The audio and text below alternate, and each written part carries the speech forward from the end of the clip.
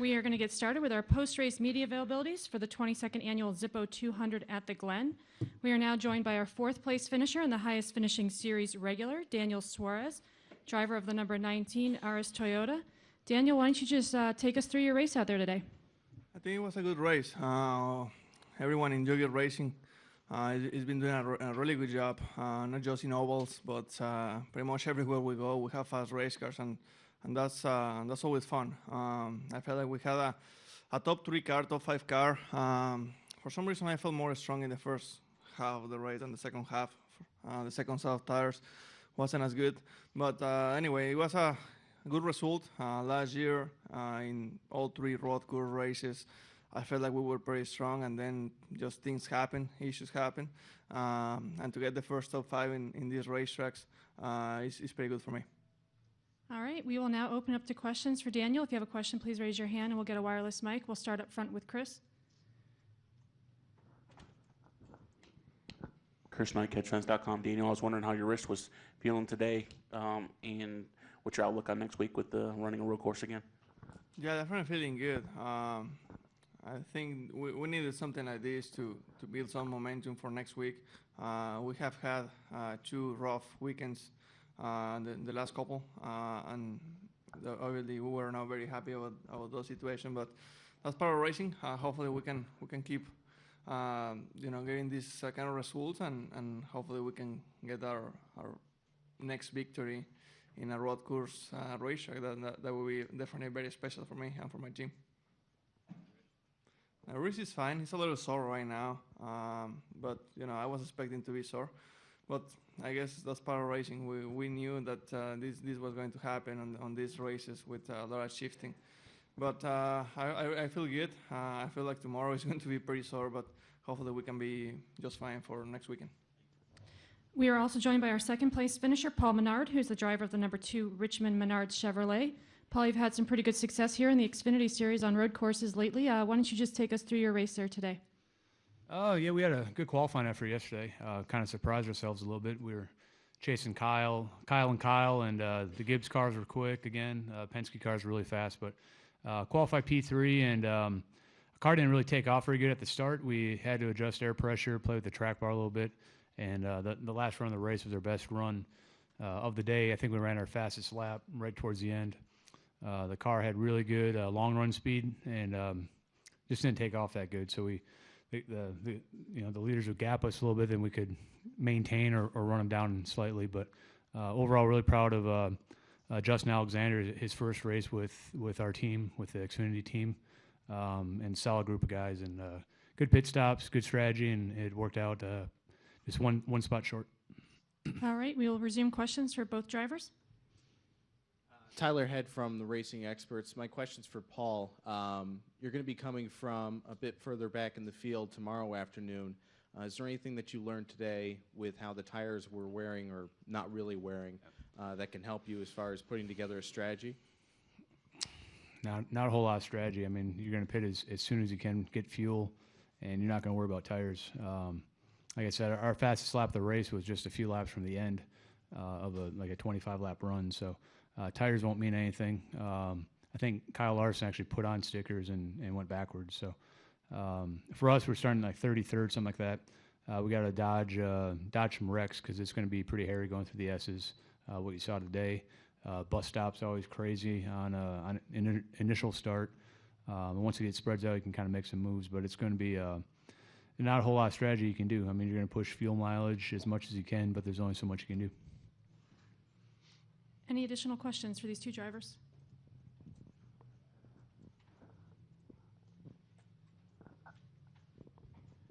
Stan Creekmore with the Racing Experts. Danielle, what do you think is the greatest thing you learned today that will help you in the remaining 2 road course races? Well, definitely racing with these guys. These guys have a lot of experience, the Cup guys, and I believe that I spend every single lap racing with them, every single one. And something that I learned as well, and Paul just mentioned it, that with the tires, I'm not sure what kind of tire we're going to bring next week to Mid-Ohio, but my car was really good. Actually, maybe to have a shot for the win in the first half of the race. We put the stickers and we went to the back. The balance never came to me again. It was tight and then loose. It was just greasy for some reason. It slowly came to me, but never quite there. So I don't know. We have to go back home. We have some homework to do. Hopefully we can learn something from this race and move to the next one. I think we had a question in the middle. Dave Sully, Area Auto Racing News. This is for both of you. Comment was made by one of the drivers during the race, during a caution, that the tires were so hard that it took 3 laps for him to come in. Would you concur with that? I felt like with stickers, it took, 2 laps at least. Scuffs came in quicker. We put a set of each on during the race, and then obviously in practice we had stickers and scuffs. The tires are really hard. The track just has a ton of grip, and you can use that grip until the tire slips, and when it slips, it tosses the car. Typical repave, we see it every time. We see that at Kentucky, Kansas, Michigan, all these places have such a hard tire. There's so much grip in the track. There's no margin for error when the tire does lose grip. It's a handful. I don't really blame Goodyear because after what happened in Kentucky, they wanted to be safe. So I think that's normal. We'll go to Lee in the front. Lee Spencer, Motorsport.com. Were either one of you around Derek Cope when he blew up? And if so, what was your reaction?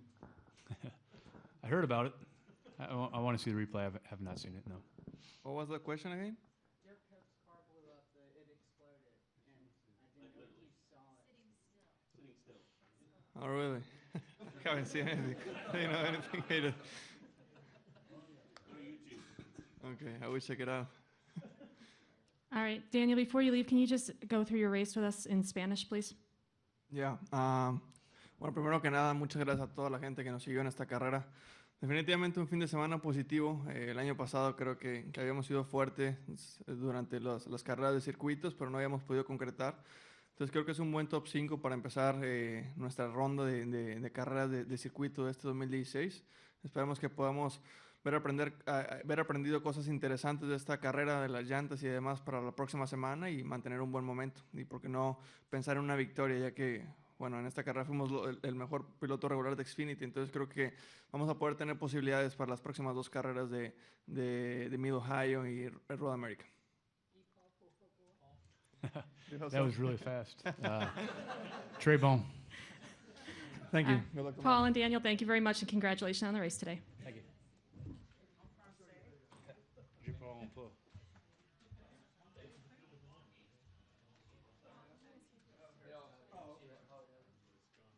The right way. I'm the S's spotter. Joey Logano. And turn 4. Crocodile hunter. He's coming. All right, we are now joined by the winning team of today's 22nd annual Zippo 200 at the Glen. The number 12 Snap-on Ford, driver Joey Logano, and Team Penske Vice President of Operations Mike Nelson. Joey, you've had a little bit of success here in the last 12 months at Watkins Glen. Why don't you take us through your latest win? I'm just glad they didn't put me in a bulldozer and rip the track up again. It's definitely a special day. Really great Snap-on Mustang. Fast in practice, obviously fast in qualifying, and being able to lead a lot of laps today. And maybe the stats showed we led a lot of laps, but they weren't easy laps to lead. It was a hard-fought one for sure, and racing with Brad, my teammate, at the end was a lot of fun, and that's a great thing for Team Penske and Xfinity. It's no secret that we've had a little bit of a rough start this year, and to be able to have those 2 cars racing up front for the win. I know I was out there making qualifying laps for 20 laps, and I was pretty sure my car wasn't going to hold together, but, I had nothing to lose driving the 12 car. And, so I was basically out there all or nothing. And, I don't know what happened to Brad's car, but after that, my car was pretty much shot, and Paul started catching us as well. So, I'm glad we had enough cushion to hold him off at the end. But overall, couldn't be more proud of this team. Greg Erwin, he's not here, but did a great job, putting together this race car from the race shop and putting together a team. Mike Nelson and all those guys, thank you for putting together a great team for us. It's nice to see the depth that we have inside of Team Penske when we could throw together a second Xfinity car and come out here and win. Great. And Mike, why don't you take us through the race from the Team Penske side and what this means for your organization? Well, yeah, just to echo what Joey said, it was really good for us. We have struggled a little bit this year, and it was nice to get over the hump a little bit with both cars running 1-2 at the end of the race and having a shot to win and getting it done. So, yeah, it's a big boost for everybody back at home, and hopefully it'll lead into a little bit of momentum going into the next few races. All right, we'll now open up for questions for Joey and Mike. If you have a question, please raise your hand. We'll get a wireless mic to you. Start over here.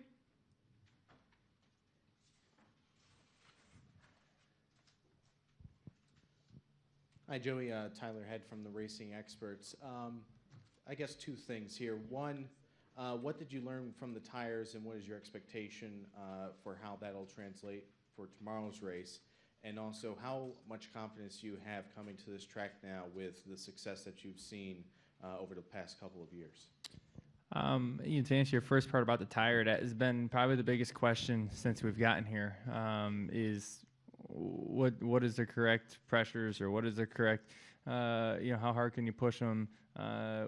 Did you ever see a penalty? How long can you run them with strategy? There's been a lot of question around the tire, and I think we learned some valuable things today. I will not tell you what we learned, but we did learn some things for tomorrow, which I think is going to help, and I'll be able to debrief with Todd, and I know Greg. I've seen Greg and Todd talking in victory lane, so I was already excited to see that. And what was your second part? Oh, confidence about being here. Yeah, anytime you can come to a racetrack and win the last 3 races here with Xfinity, and hopefully we can get another one tomorrow and break the broom out again. It's a lot harder to win on Sunday, I can tell you that much. Here today there's a solid 5 or 6 cars that were capable of winning. Tomorrow there's about 15 to 20. It's hard to get track position, and it's going to be tough to pass. But big things will happen, like typical Watkins Glen. We've seen craziness on restarts today. I'd expect the same thing. Maybe it's not as many crashes, but we'd see definitely some chaos when everyone barrels off into the bus stop. So it's going to be a hectic race tomorrow. Definitely. It's how I think a lot into your brakes and how good your brakes are going to last, because that's where it seems like the fall off is. But confidence is high. I was kind of mad at myself we didn't get the pole and Cup qualifying earlier, so I feel like we're able to pick that up a little bit today and get another trophy. And we're joined by the crew chief, Greg Erwin, now. Greg, can you walk us through the race from the top of the pit box? Wow, all the way? Yeah, this race kind of falls into the same thing we've had the last couple of years. Really, both of these Penske cars are very strong. The front row starts, the practice speed, Joey being able to sweep last year. So we came this year with obviously the repave. The new tire threw us a bit of a curve. So Brian and I worked pretty hard to get these things sorted out through practice session. A lot of adjustments, and got them better. Quite honestly, I thought the 42 probably had as much pure speed. Obviously, we won't know about the 18, whatever ended up happening to them, but it's good. It's good for our team. It's good for our company. Certainly, it's been a little bit, off to start the season, but in general, this has been a good solid place for us. So it's good that we have this role coming up, this road course.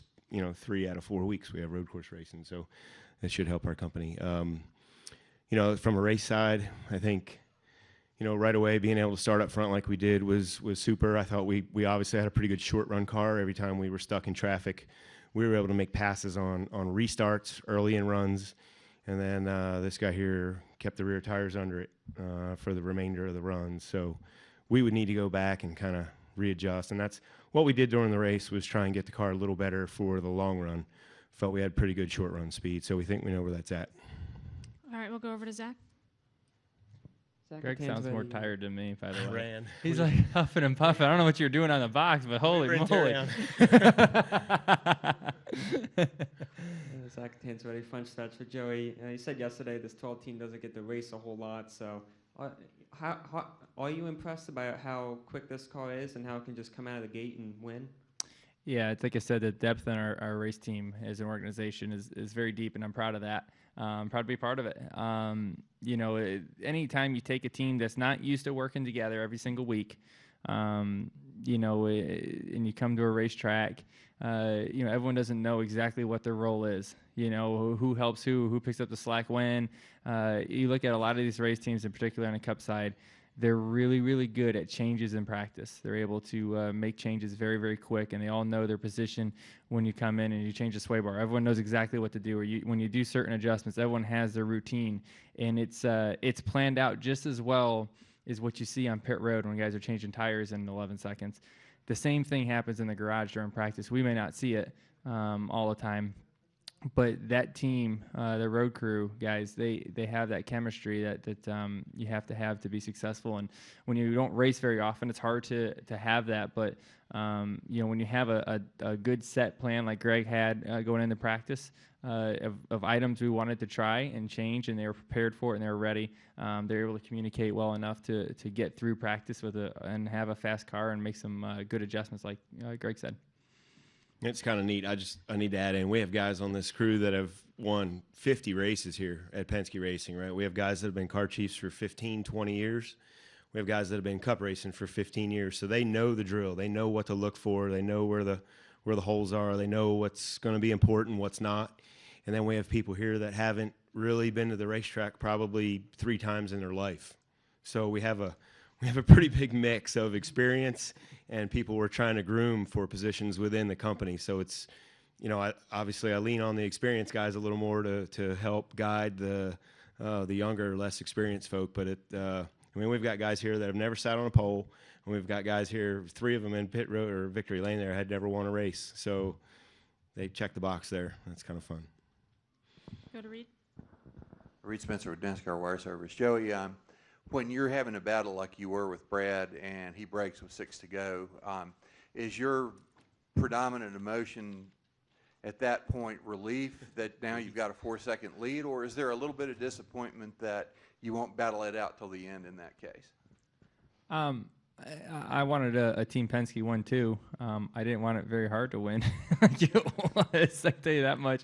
I had Mike Nelson up in the S's, and he was yelling and screaming up there, giving me what the distance were. And there's a few times Brad was all over me because he had a better turn 1 than I did, and which allowed him to get close enough to take air off my spoiler. So Brad and I, we really understand how hard we can race each other, and it's fun racing against him because I know him and he knows me very, very well, and we know our techniques and the things he's doing in his car, and he knows what I'm doing in my car, and it's fun to race with someone like that. A lot of times you're kind of guessing a little bit, and you kind of grow a notebook about people you're racing, but you don't know anyone better than your teammate, right? That's the guy you know the best, and so it was a lot of fun racing against him, knowing what he's doing in there, and he knows what I'm doing up front, and we're trying to battle each other out, and we both want to win. But overall, you look at the big picture, 2 Team Penske cars battling for a win for a long time. Unfortunately, something happened, and at least one of us still got the victory lane. But it was going to be a heck of a battle to the end, believe me. It was. There was never a point that I was going to be able to pull away at all. It was going to be tight all the way to the end. Any final questions?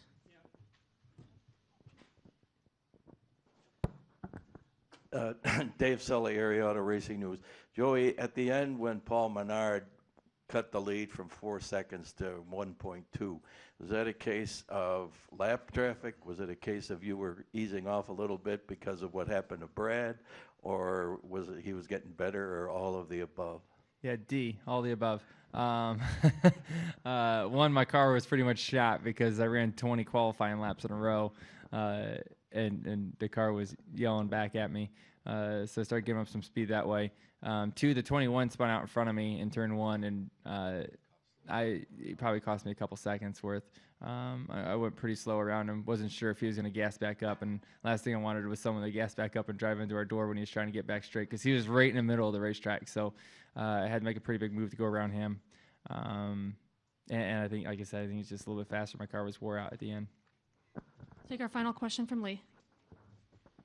Hey, SpencerMotorsport.com. Mike, did you figure out what went wrong with Keselowski's car? Yeah, I think it's something related to the track bar.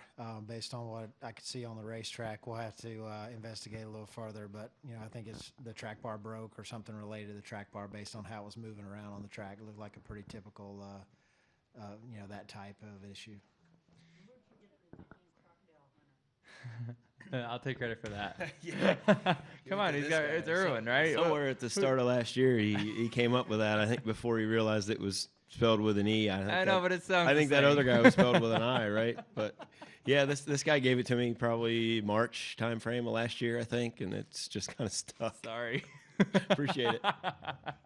He needs to get the accent going. We need to talk like Ambrose. Yeah. All right, Mike, Joey, and Greg, thanks for coming in, and congratulations on the win today. Thank you, guys. Thank you very much.